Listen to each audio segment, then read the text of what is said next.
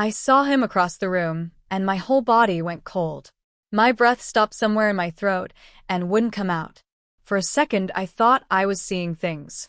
Maybe my old eyes were playing tricks on me. Maybe grief had finally made me lose my mind.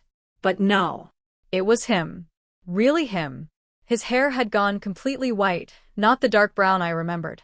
His shoulders were bent forward a little, the way old men carry themselves when the years have been heavy.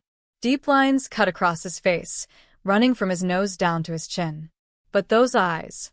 God help me, those eyes were the same. That same shade of green, like leaves in early spring. The moment I looked into them, 50 years disappeared like smoke. My knees felt weak. I grabbed the edge of the table next to me because I thought I might fall. My daughter was talking to me about something, but I couldn't hear her anymore. Everything around me turned into a blur. The room full of people, the voices, the music playing somewhere in the background. It all faded away. There was only him, standing there by the doorway, looking around like he was searching for someone. Then his eyes found mine. He stopped moving. His face went pale, and I watched his mouth open slightly, like he wanted to say something but couldn't. We just stared at each other across that crowded room, two old people who had once been young and stupid, and so terribly in love. I felt my chest tighten. All those years I had spent trying to forget him came rushing back at once. I remembered his laugh, the way he used to hold my hand when we walked through town, how he promised me we would grow old together. I remembered the last time I saw him, standing in the rain, both of us crying, both of us too proud or too scared to fight for what we had. My eyes started burning. I hadn't cried in months. After my husband died last year, I thought I had used up all my tears. I cried for weeks after the funeral, cried until there was nothing left inside me but emptiness. I thought I was done with crying. I thought grief had taken everything it could take from me. But standing there, seeing him again after all these years, I felt tears pushing at my eyes like they had been waiting all this time for this exact moment. I touched my face with shaking fingers. My daughter grabbed my arm and asked if I was okay. I nodded but couldn't speak. How could I explain this to her? How could I tell her that the man across the room was someone I loved before I even knew what love meant? Before I married her father?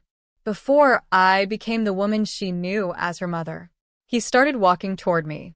Each step he took made my heart beat harder. I wanted to run away. I wanted to stay frozen, right where I was. I wanted to go back in time and make different choices. I wanted to scream at him for leaving me. I wanted to thank him for letting me go. I didn't know what I wanted. When he got closer, I could see more clearly how time had changed him. His hands trembled slightly. Age spots covered his skin.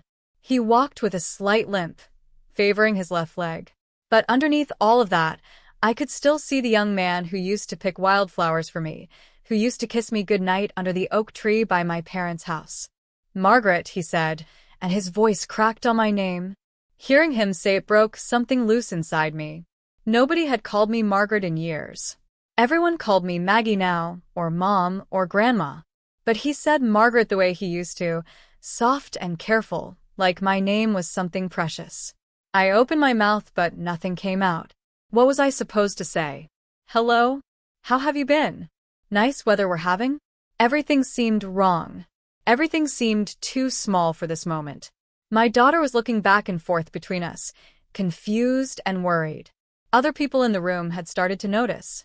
I could feel their eyes on us, could hear the whispers starting. But I didn't care. Let them look. Let them whisper. They didn't know our story. They didn't know what it cost us to be standing here looking at each other like two ghosts who had accidentally wandered into the same room. "It's been a long time," he said finally. I nodded. My throat felt tight. "Yes," I managed to whisper. "A long time." He looked down at his feet, then back up at me. His eyes were wet. "I heard about your husband. I'm sorry. That did it." The tears I had been holding back started falling. I didn't try to stop them.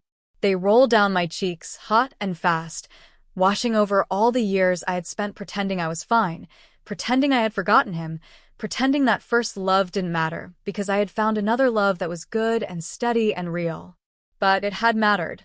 It still mattered. Standing there looking at him, I realized I had been carrying him with me all these years without even knowing it. He lived in the back of my mind, in the what-ifs I thought about late at night, in the dreams I sometimes had where I was young again, and we were walking together under a sky full of stars.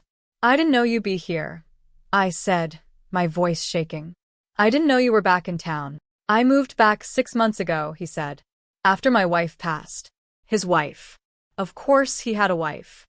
Just like I had a husband. We had both moved on, built lives with other people, had children and grandchildren and mortgages and all the ordinary things that make up a life. But none of that changed what we had been to each other once upon a time. "I should go," I said, but I didn't move. "Please don't," he said quickly. "Not yet." "Can we talk?" "Just for a few minutes?" I looked at my daughter. She was watching me with concern, but she nodded slightly, telling me it was okay. I turned back to him and nodded too. "Okay," I said. "We can talk." We walked outside together, away from the noise and the curious eyes. The evening air was cool on my face, drying the tears on my cheeks. He moved slowly, and I matched my pace to his. We didn't touch. We kept a careful distance between us, like we were both afraid of what might happen if we got too close. There was a bench near the garden, half hidden by rose bushes. We sat down, leaving space between us. For a long moment, neither of us spoke. I listened to the sound of crickets starting their evening song and tried to calm my racing heart. "You look well," he said finally. I almost laughed. "I'm old," I said. "We both are."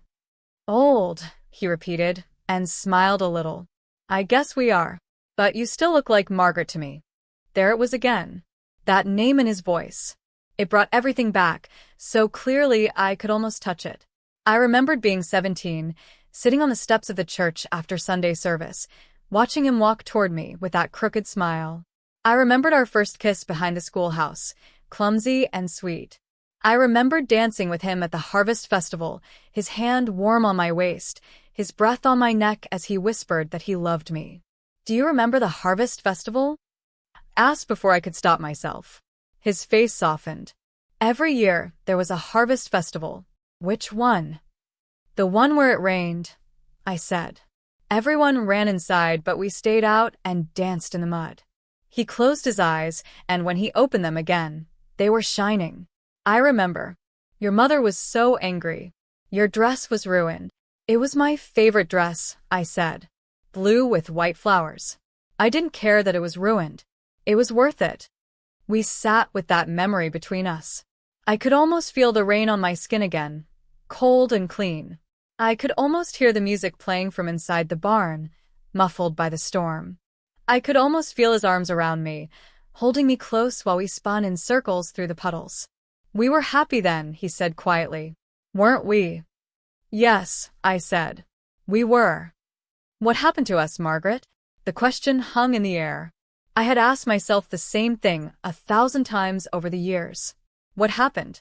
How did two people who loved each other so much end up going separate ways? "Life happened," I said. "Your father got sick. You had to take over the farm. My father lost his job, and we had to move across the state so he could find work. We could have made it work," he said, "if we had tried harder." "We were kids," I said. "Barely 20 years old. How were we supposed to know how to make it work?" Long distance wasn't like it is now. We didn't have phones in our pockets. Letters took days to arrive. And you were so busy with the farm, and I was trying to help my family survive. "I should have come after you," he said. His voice was thick with emotion. "I should have gotten in my truck and driven to wherever you were and asked you to marry me." My throat tightened. "I waited for you to do that. For months, I waited. Every time I heard a car outside, I thought it might be you."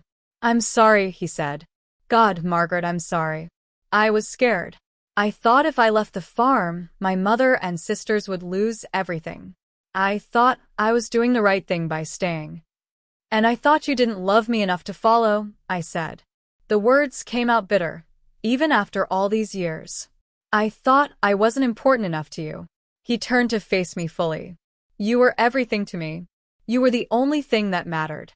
But I was young and stupid, and I thought I had to choose between you and my family. I didn't know I could have chosen both. I didn't know there were other options. I looked at him, at the pain written across his old face, and I felt something shift inside me. All these years I had been carrying anger alongside the love. I had been so sure he had abandoned me, that he had picked his comfortable life over our future together. But looking at him now, I could see he had been just as lost as I was. Just as scared. Just as heartbroken. We were both doing our best, I said finally. With what we knew. With what we had. Did you love him? He asked. Your husband? I thought about my husband, about the 48 years we spent together. Yes, I said honestly. Not the way I loved you. It was different.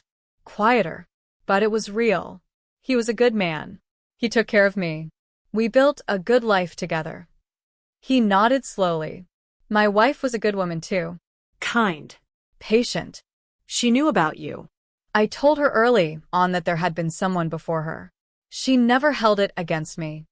Did you tell her my name? No, he said. I kept that to myself. Some things felt too private to share, even with her. We fell quiet again. A breeze moved through the garden, carrying the scent of roses. I closed my eyes and let myself remember more. The way he used to sing while he worked, always slightly off-key. The way he held my hand like he was afraid I might disappear. The plans we made sitting by the river, talking about the house we would build and the children we would have and the life we would create together. All those dreams had died when we did. When we let go of each other and moved on with our separate lives. But sitting there with him, I realized those dreams hadn't completely died. They had just transformed into something else. Something that lived in memory instead of reality. I named my daughter after you, I said suddenly. Her middle name is Margaret. After me. But I chose it thinking of us. Of the girl I was when I was with you. He looked at me with such tenderness it hurt. That's beautiful, he said. I wanted to keep some piece of us alive, I said. Even if it was just in a name. You did, he said. You kept us alive all this time. We talked about safe things after that. He told me about his children, 3 sons who all worked in different cities now. I told him about my daughter and my 2 grandchildren. He mentioned he liked to fish now, went to the lake every weekend. I said I had taken up quilting, something to keep my hands busy after my husband died. But underneath all those ordinary words, there was something else. A current of things we weren't saying. Questions we didn't ask. Feelings we didn't name. I watched his hands as he talked, noticed how they moved when he got excited about something. They were working hands, rough and scarred from years of labor. But they still moved the same way they used to, with that same energy. I wondered if he ever thought about how those hands used to hold mine. If he remembered the feel of my fingers laced through his. He kept looking at me, then looking away like he couldn't decide if it was okay to stare. His eyes were restless, jumping from my face to the garden to the sky, and back again. I knew that feeling. I was doing the same thing, trying to memorize him while pretending not to. How long are you staying in town? I asked. I live here now, he said. Bought a small house on Elm Street. Nothing fancy. Just enough room for me. Elm Street, I repeated. That's only a few blocks from where I live. I know, he said quietly. Something in the way he said it made me look at him sharply. You knew I lived nearby? He had the decency to look embarrassed. I might have asked around. After I moved back. I wanted to know if you were still in town. Why? He shrugged, but his expression was serious. I don't know. Curiosity, maybe. Or maybe I was hoping I might run into you someday. See how you turned out. And now you have, I said. Seen how I turned out. You turned out beautifully, he said softly. I felt my face grow warm. At my age, blushing seemed ridiculous. But there I was, feeling like a teenage girl again, flustered by a compliment from a boy I liked. Don't, I said, but not harshly. Don't what? Don't say things like that. It's been too long. We're different people now. Are we? He asked. I look at you, and I still see her. The girl who laughed at all my terrible jokes. The girl who wasn't afraid to get her dress muddy. The girl who made me believe I could be more than just a farmer. That girl is gone, I said firmly. She grew up. She got married. She raised a daughter. She buried a husband. She's someone else now. Maybe, he said. But maybe some part of her is still in there. Some part that remembers what we had. I wanted to argue with him.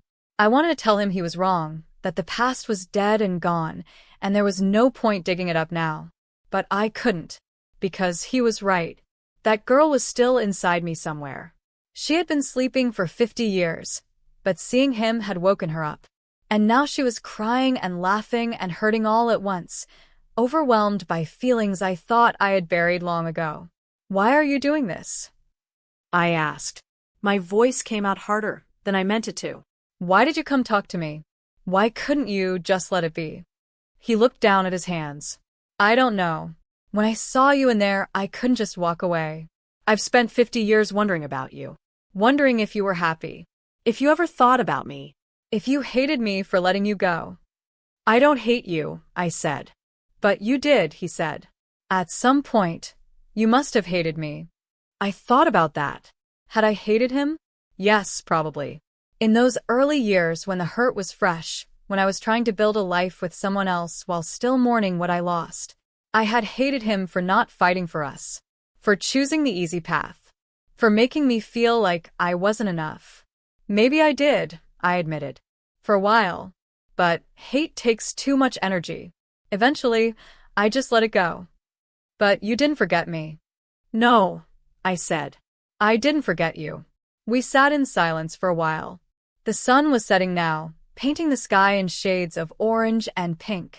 It was beautiful, the kind of sunset that made you feel small and grateful at the same time. We watched it together, not talking, just being. I wanted to ask him so many things. Did you ever dream about me? Did you ever wake up reaching for me before you remembered I was gone? Did you ever stand in front of the mirror and practice what you would say if you saw me again? Did the years feel as long to you as they did to me? But I didn't ask any of those questions. Because I was afraid of the answers. Afraid he would say yes and break my heart all over again. Afraid he would say no and make me feel like I had been carrying this alone all these years. I should get back, I said finally. My daughter will be worried. He nodded but didn't move. Can I see you again? My heart jumped. I don't think that's a good idea. Why not? Because, I said, struggling to find the right words. Because it hurts too much. Because we can't go back. Because there's no point in this. What if the point is just to know each other again, he said. Not as the people we were, but as who we are now. What if the point is just to have a friend who understands where we came from? Friends, I repeated. The word felt strange in my mouth when I was talking about him. Yes, he said. Just friends. Nothing more. I'm not asking you to run away with me or relive the past. I just want to know you're okay. I want to hear about your life. I want to be able to say I knew Margaret, not just as a memory, but as a real person. I looked at him and saw the loneliness in his eyes. It was the same loneliness I felt every day since my husband died. The kind of loneliness that comes from losing people, from watching your world get smaller and quieter. Okay, I heard myself say. We can be friends. He called me 3 days later. I almost didn't answer when I saw the number I didn't recognize. But something made me pick up, and there was his voice on the other end, asking if I wanted to meet for coffee. We met at the diner on Main Street, the one with the red vinyl booths and the pie that was famous 3 counties over. He was already there when I arrived, sitting in a booth by the window, 2 cups of coffee already on the table. I remembered you take it black, he said when I sat down. You remembered right, I said, wrapping my hands around the warm cup. We started carefully, talking about the weather and the diner's new owners, and whether the pie was as good as it used to be. But gradually, slowly, we moved into deeper water. He asked about my husband, about what he was like, how we met. I told him the story. How we met at a church social. How he was quiet and steady where I had been used to loud and passionate. How he courted me slowly, patiently, until I finally said yes. Were you happy? He asked. Most days, I said honestly. It wasn't perfect. what marriage is. But we were good together. We fit. I'm glad, he said, and I could tell he meant it. I'm glad you found someone who made you happy. What about you? I asked. Your wife. He smiled sadly. She was patient with me. I wasn't always the easiest man to live with. I could be moody, distant. She would say I spent too much time in my own head. But she loved me anyway. How long has she been gone? 1.5 years, he said. Cancer. It was quick, which I guess was a blessing. She didn't suffer long. But it still felt like losing a piece of myself. I knew that feeling. When my husband died, it was like someone had cut off my arm. For months, I kept turning to tell him something before remembering he wasn't there. I kept setting 2 plates at the table. I kept waking up in the middle of the night reaching for him. I'm sorry, I said. It's hard, isn't it? Being alone after so many years with someone. The hardest thing I've ever done, he said. And I've done some hard things in my life. We sipped our coffee. The waitress came by, and we ordered pie, even though neither of us was really hungry. Apple for him, cherry for me. When it came, we ate slowly, making it last. Can I tell you something? I asked suddenly. Anything, he said. I took a breath. This was hard. I had never told anyone this, not even my daughter. But sitting there with him, I felt like maybe he would understand. After my husband died, I was so lonely, I said. My voice shook, but I kept going. I know everyone is lonely when they lose someone. But this was different. It wasn't just missing him. It was this feeling like I had wasted something. Like I had spent my whole life being what everyone needed me to be, and now it was too late to be anything else. He reached across the table and touched my hand. Just his fingers on mine, light and warm. You didn't waste anything, he said. You don't know that, I said. You don't know how many nights I lay there wondering what my life would have been like if things had been different. If we had found a way to stay together. If I had been braver, or you had been braver, or the world had been kinder. I know those nights, he said quietly. I've had them too. Tears started falling again. I seemed to cry every time I was around him now. It was like he had opened up something in me that had been locked shut for too long. I felt guilty for thinking those thoughts. I said. My husband was good to me. He didn't deserve a wife who was thinking about another man. But I couldn't help it. Especially at night, when it was dark and quiet, and there was nothing to distract me from my own thoughts. Did you love him? He asked. Really love him? Yes, I said firmly. I did. Not the same way I loved you, but just as much. Just as deep. Love isn't something you only get to feel once. It changes. It grows different shapes. With you, love was fire. With him, it was steady light. Both kept me warm. Both mattered. He nodded slowly. I understand that. My wife used to ask me sometimes if I had loved anyone before her. I told her yes. She asked if I still thought about that person. I told her sometimes. She asked if it meant I loved her less. I told her no. She didn't quite believe me, but she accepted it. Does it make us bad people? I asked. That we carried our first loves with us even after we married other people? I don't think so, he said. I think it makes us human. We don't get to choose what we remember or what stays with us. We just have to carry it and try not to let it poison everything else. I squeezed his hand. He squeezed back. We sat like that for a while, holding hands across the table like we were 2 teenagers at a soda shop instead of 2 old people in a diner. I used to imagine you showing up, I said. Even years after I was married, even when I was happy, sometimes I would daydream that you would knock on my door. You would say you made a mistake. You would say you had been looking for me all this time. And in my head, I never knew what I would do. If I would turn you away or let you in. What would you have done? He asked. If I had shown up? I don't know, I said honestly. I like to think I would have been strong. That I would have told you I had built a life, and I wasn't going to throw it away for something that was already broken. But maybe I wouldn't have been that strong. Maybe I would have looked at you, and all my good intentions would have disappeared. I'm glad I didn't put you in that position, he said. Are you? I asked. Glad you didn't try? He was quiet for a long time. I don't know, he admitted. Part of me wishes I had been braver. Part of me is grateful I wasn't. If I had come after you and ruined your marriage, I would have hated myself. But not coming means I spent 50 years wondering what if. We're a mess, aren't we?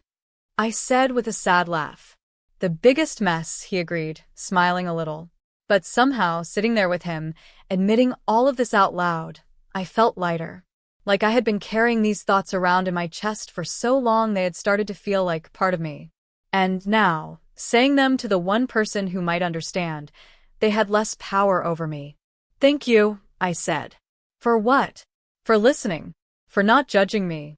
For being here. Thank you for trusting me with it, he said. We finished our pie. He paid the check even though I tried to argue. We walked out together into the afternoon sunshine, squinting against the brightness. Same time next week, he asked. I nodded. Same time next week. We fell into a routine after that. Every week, we met at the diner. Sometimes we talked about the past. Sometimes we talked about the present. He told me about his sons, about how they rarely visited, but called every Sunday. I told him about my grandchildren, about their soccer games and school plays, and the way they were growing up so fast it scared me. We talked about books we were reading, shows we watched on television, the way the world had changed so much we barely recognized it anymore. We complained about our aching joints and our failing eyesight and the way technology made us feel old and stupid. We laughed at ourselves, at how we had become the kind of old people we used to make fun of. But mostly, we just sat together, comfortable in the silence, content just to be near each other. One afternoon, about 2 months after we started meeting, something shifted. We were sitting on his porch. He had invited me over to see his house, and after the tour, we settled into the rocking chairs outside with glasses of lemonade. The sun was warm on my face. Birds were singing in the trees. Everything felt peaceful, like the world had slowed down just for us. I closed my eyes and let myself relax in a way I hadn't relaxed in years. Margaret, he said softly. I opened my eyes and looked at him. He was watching me with an expression I couldn't quite read. Sadness mixed with something else. Something that made my heart beat faster. I need to tell you something, he said. Okay, I said, suddenly nervous. He reached over and took my hand. Not the brief touch across a table, but a real hold. His fingers wrapped around mine, warm and sure. I looked down at our joined hands, at how old they both were, how time had marked them both with age spots and wrinkles and scars. I know we said we were just friends, he said. And I meant that. I'm not trying to complicate things or ask for something you can't give. But I need you to know that these last few months, seeing you, talking to you, they've been the best months I've had in years. Maybe in decades. You make me feel less alone in the world. My throat tightened. You make me feel less alone too. I still love you, he said simply. Not the way I did when we were young. That kind of love was wild and desperate and all-consuming. This is different. This is quiet. But it's just as real. Maybe more real because it's built on knowing who we actually are instead of who we hoped we would be. I should have pulled my hand away. I should have told him he was wrong, that what we had was friendship and nothing more. But I couldn't, because he had just put into words what I had been feeling but was too afraid to acknowledge. I love you too, I whispered. God help me, I never stopped. He stood up slowly, his knees cracking, and pulled me up with him. We stood there on his porch, holding both hands now, facing each other. He was taller than me still, even though age had bent us both. I had to look up to meet his eyes. I don't know what to do with this, I said. We're too old to start over. We've lived whole lifetimes apart. It's too late for us. Maybe, he said. Maybe it's too late for some things. We can't get back those 50 years. We can't change the choices we made. But maybe it's not too late for this. For whatever time we have left. For being together in whatever way we can be. I'm scared, I admitted. Me too, he said. I'm terrified. But I'm more scared of walking away from you again. I did that once, and I've regretted it every day since. I don't want to die with that same regret doubled. He lifted my hand to his lips and kissed it gently. That simple gesture broke something loose in my chest. I thought about all the years I had spent without this. Without someone who looked at me like I mattered. Without someone who chose me, really chose me, not because I was convenient or available or good enough, but because I was me. Because even after all this time, even after everything that had happened, I was still the one he wanted. My husband has only been gone a year, I said weakly. People will talk. Let them talk, he said. We're old, Margaret. We don't have time to worry about what other people think. My daughter might not understand. Then we'll help her understand. Or we won't. But we'll be honest about it either way. I looked at him, really looked at him, at his white hair and his lined face and his bent shoulders. At the way time had changed him from the boy I knew into this man standing before me. But underneath all of that, I could still see him. The real him. The part that hadn't changed. What are we doing? I asked. I don't know, he said and smiled. But I think we should figure it out together. He pulled me closer and I let him. I rested my head against his chest and listened to his heartbeat, steady and strong. His arms came around me, holding me carefully, like I was something precious. Like I was something he had been looking for and finally found. We stood like that for a long time. Not kissing, not saying anything, just holding each other. It was enough. More than enough. It was everything. When I finally pulled back, I had made a decision. We take it slow, I said. We see where this goes. But no promises. No pressure. We just spend time together and see what happens. I can do slow, he said. I've been waiting 50 years. I can wait a little longer. Good, I said. He walked me to my car when it was time to leave. We stood by the driver's door, neither of us wanting to say goodbye. Finally, he leaned down and kissed my forehead, gentle and sweet. See you next week? He asked. See you next week, I confirmed. I drove home with his touch still warm on my skin. My hand tingled where he had held it. I felt like a girl again, giddy and nervous and full of hope. It was ridiculous. It was wonderful. It was terrifying. I didn't know what we were doing or where we were going. But for the first time in a very long time, I was excited to find out. 6 months passed like that. We met every week, sometimes more. We went for walks when the weather was nice. We watched movies at his house, falling asleep in our chairs halfway through.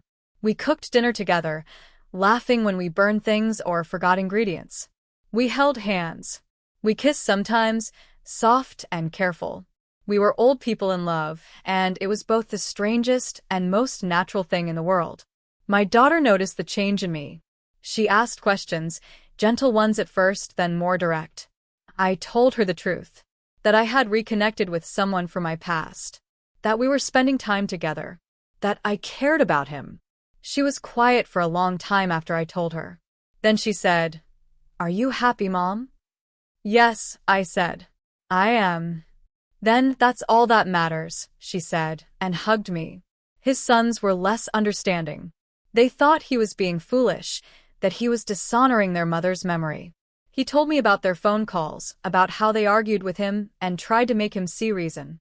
It hurt him, I could tell, but he didn't back down. "They'll come around," he told me.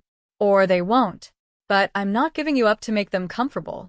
We talked about the future sometimes, in vague terms.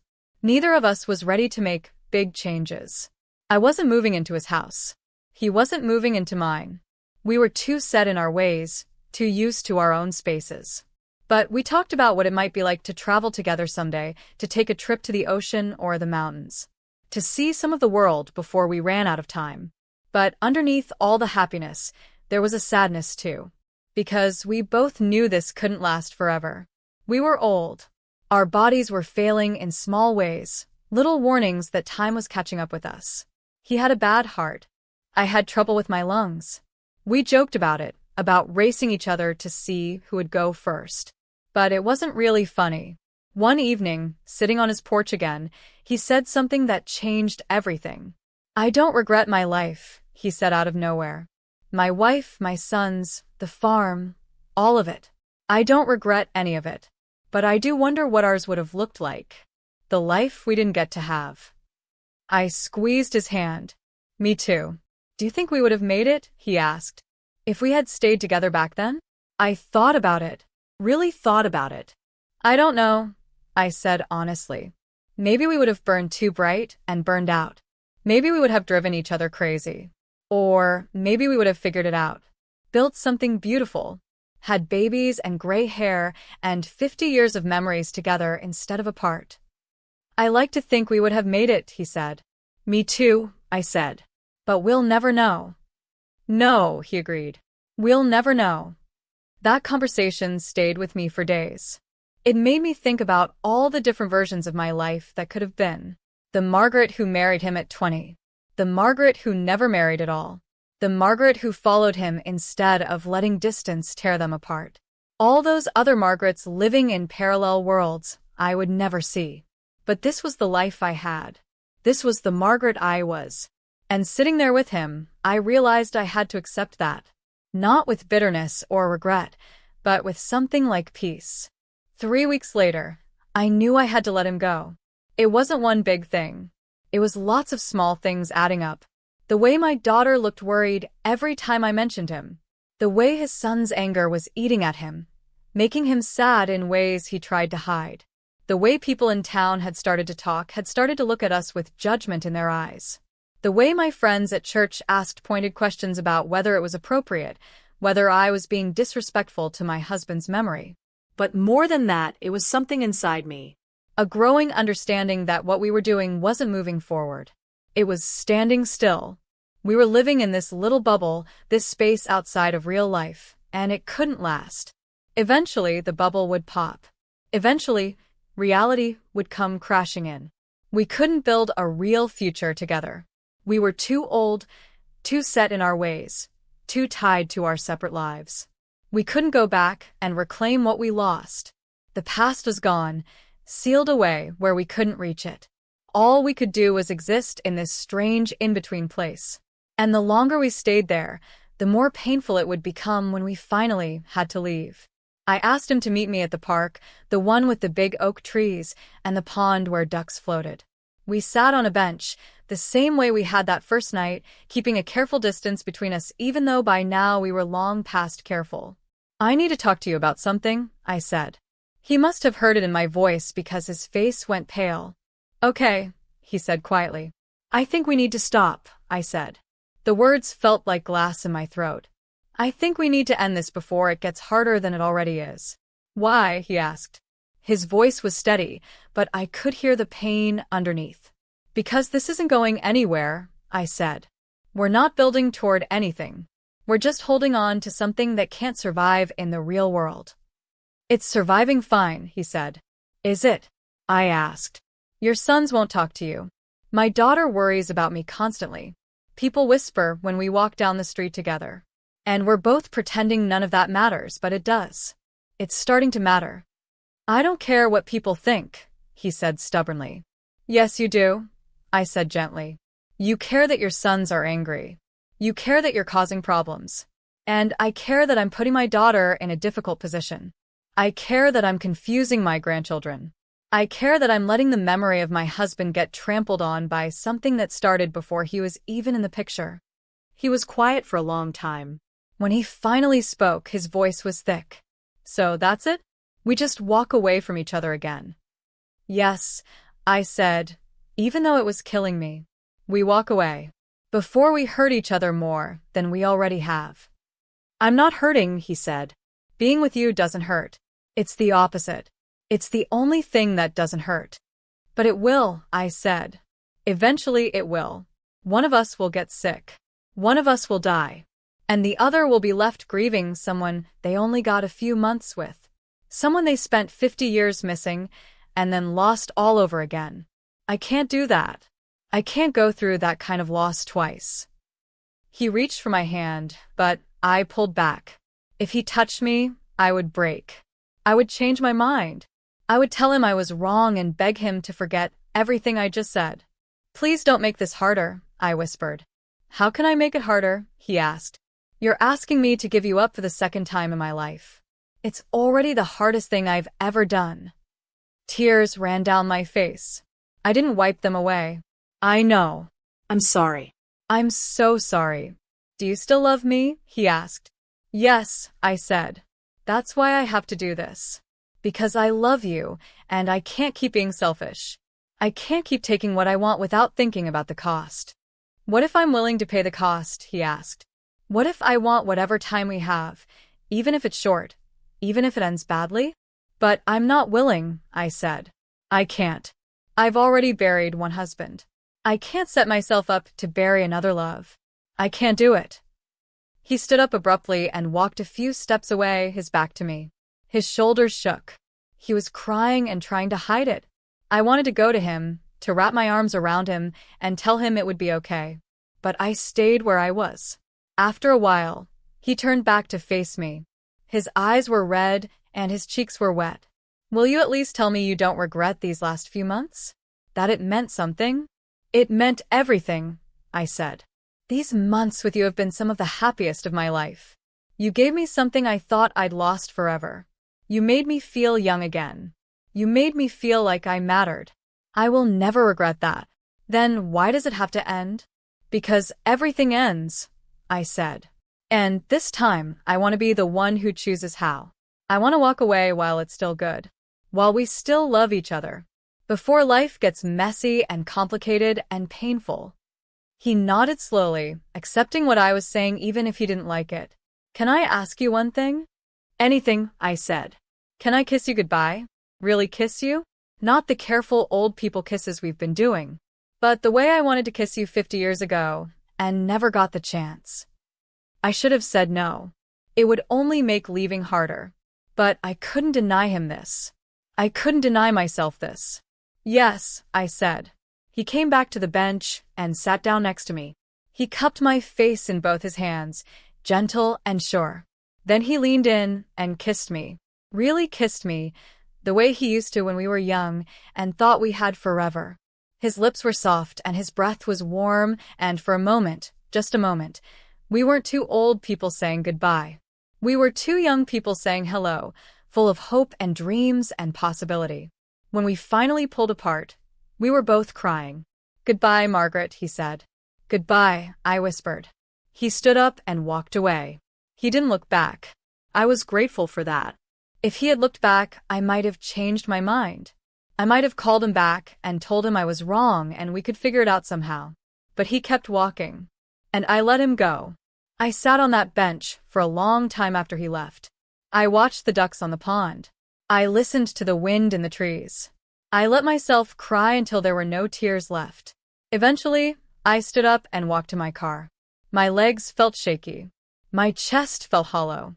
But I kept moving one step at a time, putting distance between me and the place where I had said goodbye to him for the second time in my life. The drive home was a blur. I don't remember much of it. I just know that when I pulled into my driveway and turned off the car, I sat there for a while, staring at my house, trying to remember who I was supposed to be now. Without him.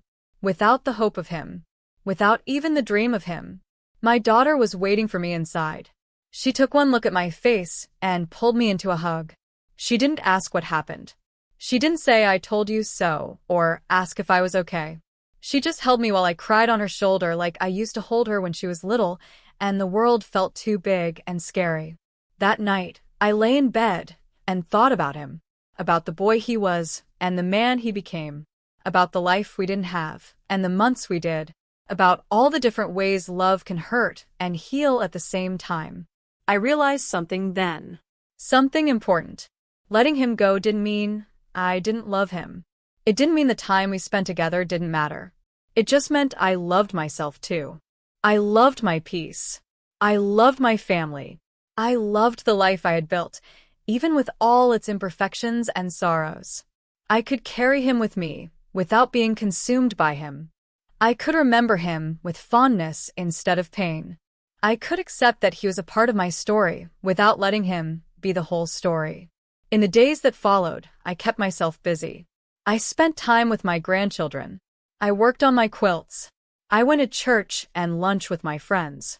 I lived my life the way I had been living it before he came back into it.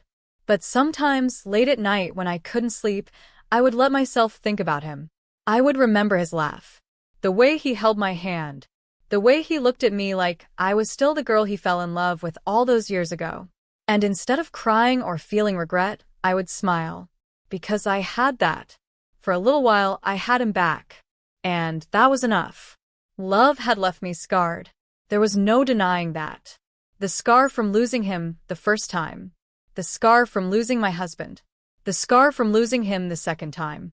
My heart was covered in them, like a map of everywhere I'd been and everyone I'd loved. But scars meant I had survived. They meant I had lived and loved and lost and kept going anyway. They made me who I was. They made me strong in ways I never expected to be strong. I didn't know if I would ever see him again. Maybe I would run into him at the grocery store or church. Maybe we would exchange awkward hellos and talk about the weather. Maybe we would become the kind of old acquaintances who smile and nod but never really talk. Or maybe we would never see each other again. Maybe he would move away, or I would, or one of us would die, and that would be the end of it. I didn't know. And for the first time in a long time, I was okay with not knowing. I was okay with the uncertainty. I was okay with the sadness. I was okay with carrying him with me as a memory instead of a person. Because that's what he was now. A beautiful, painful, precious memory. And I could live with that. As I drifted off to sleep that night, I thought about the girl I used to be. The one who danced in the rain and believed in forever and thought love could conquer anything. She was still inside me somewhere. A little older. A little wiser. A little more scarred. But still there.